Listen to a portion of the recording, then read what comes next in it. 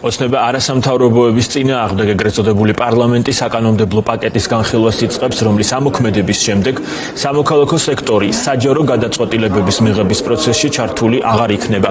ცვლილება 14 სხვადასხვა კანონში შედის, რომელიც ქართული ოცნებისა და სატელიტი ხალხის ძალის ერთობლივი საკანონმდებლო ინიციატივაა.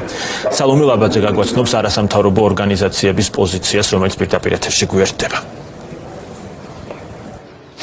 ეხლა საინტერესო ისაა, რომ ქართულ ოცნებასა და არასამთავრობო ორგანიზაციებს შორის თანამშრომლობა პრაქტიკულად უკვე ისედაც გაწყვეტილია და ეს ასია მას შემდეგ, რაც ივანიშვილის პარტიამ რუსული კანონი უკვე მეორედ შემოიტანა პარლამენტში და ეს კანონი დაამტკიცა და აამოქმედა კიდეც. ამის შემდეგ მესამე სექტორში აღარ დარჩა არც ერთი ორგანიზაცია, რომელიც თანახმა იმაზე, რომ ქართულ ოცნებასთან ითანამშრომლოს რაიმე საკითხზე და მასთან სამშეოდ პარლამენტში ან რომელიმე სხვა სივრცეში მივიდეს. მაშინ რაში დასჭირდა ოლიგარქის პარტიას უკვე კანონის ძალითაც იმის გამოცხადება, რომ სავალდებულო აღარ არის არასამთავრობო ორგანიზაციების მონაწილეობა კონკრეტულ პროცესებში, კონკრეტული გადაწყვეტილებების მიღების პროცესებში.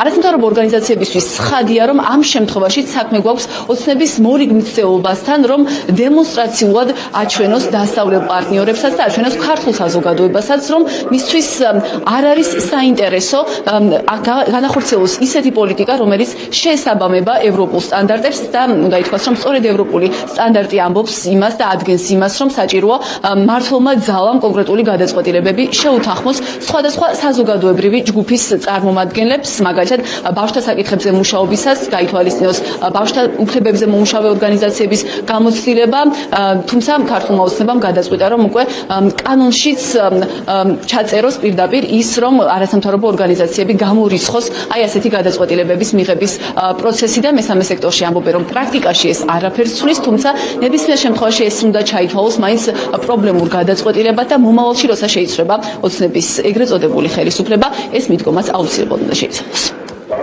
ყოველდღურად ხედავთ არასამთავრობო ორგანიზაციების მიმართ როგორი მტრულია ქართული ოცნების დამოკიდებულება, როგორც საკანონმდებლო თვალსაზრისით, ასევე რიტორიკის თუ პროპაგანდის თვალსაზრისით, მუდმივი თავდასხმების ობიექტები ხდებიან არასამთავრობო ორგანიზაციები და მათი ხელმძღვანელები თუ რიგით თანამშრომლები.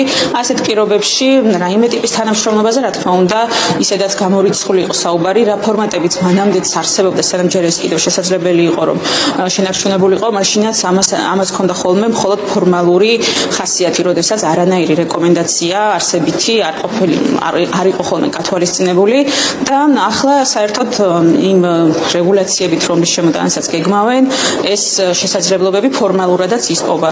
ამიტომ ეს ცხადია, რასაც ნიშნავს. ეს ნიშნავს ქართული ოცნების გაცხადებულ პოლიტიკას, რომ ყველანაირი ფორმით შეზღუდოს დამოუკიდებელი ხმა, არასამთავრობო ორგანიზაციების საქმიანობა და ეს რეგულაციაც ამ მიზანს ემსახურება. მაინც ძალიან დამაზიანებელია საკანონმდებლო ცვლილება, მიუხედავად იმისა, რა ხდებოდა პრაქტიკაში, იმიტომ რომ ეს იყო ერთ-ერთი მიღწევა სხვა მრავალთაგანი, რომელიც საქართველოს წინსვლის და პროგრესის მაჩვენებელი იყო. იმიტომ რომ სამოქალაქო საზოგადოების ჩართულობა რას ნიშნავდა? ეს ნიშნავდა სხვადასხვა პერსპექტივის, სხვადასხვა მოქალაქეების და ჯგუფების აზრის გათვალისწინებას კანონშემოქმედებით პროცესში, რომ კანონმდებლობა ყოფილიყო ყველასთვის მოსარგებელი, უფრო ინკლუზიური, სხვადასხვა ჯგუფების ინტერესის გავტარებელი. ახლა კი ნიშნავს, რომ ამ ჯგუფების ინტერესებიც არ იქნება გატარებული და მათ შორის, როდესაც ქართული ოცნება ისედაც ერთპარტიულად იღებს გადაწყვეტილებებს, კიდევ უფრო გამოირიცხება ადამიანების ინტერესები და აზრი კანონების შემოქმედების პროცესში. არაფერი უჩვეულო არ არის, ეს არის ლოგიკური გაგრძელება ქართული ოცნების რეპრესიული პოლიტიკის. არ არსებობს დღევანდელი მდგომარეობით ქართულ სამოქალაქო სექტორსა და ქართულ ოცნებას შორის არანაირი თანამშრომლობა. ეს თანამშრომლობა გაწყდა მაშინ, როდესაც ქართული ოცნების პარლამენტმა ხელახანი ინიცირება გაუკეთა რუსული სტილის უცხოური გავლენის გამჭვირვალობის შესახებ კანონს. ის რომ კანონიდან იღებენ, ეს ჩემთვის არანაირი სიურპრიზი არ არის, იმიტომ რომ ჩვენ გაცილებით უფრო მძიმე საკანონმდებლო ცვლილებები ვნახეთ ქართული ოცნების მიერ განხორციელებული. ეს ცვლილებები უბრალოდ პრობლემურია ის, რომ შემდეგ კანონმდებლობაში იქნება უამრავი ცვლილება ხელახლა განსახორციელებელი. ის რაც წლების განმავლობაში შენდებოდა რაღაც ინსტიტუტები, რაღაც ფორმულირებები კანონმდებლობაში, ეს იქნება ყველაფერი ხელახლა გასასწორებელი. იმ კანონპროექტის განხილვა, რომლის დამტკიცების შემდეგაც სავალდებულო აღარ იქნება საჯარო გადაწყვეტილებების მიღების პროცესში არასამთავრობო ორგანიზაციების მონაწილეობა ოცნების ერთპარტიულმა პარლამენტმა დღეს დაიწყო უკვე გაიმართა საპროცედურო კომიტეტის სხდომა, დღესვეა დაგეგმილი ადამიანის უფლებათა კომიტეტის სხდომაც, რომელიც სწორედ ამ საკითხის განხილვას მიეძღვნება. საუბარია ისეთი გადაწყვეტილებების მიღების პროცესზე, როგორებიცაა მაგალითად ცესკოს წევრების, საპროკურორო საბჭოს წევრების, იუსტიციის უმაღლესი საბჭოს წევრების, ან მაგალითად საზოგადოებრივი მაუწყებლის სამეურვეო საბჭოს წევრების შერჩევის პროცესი.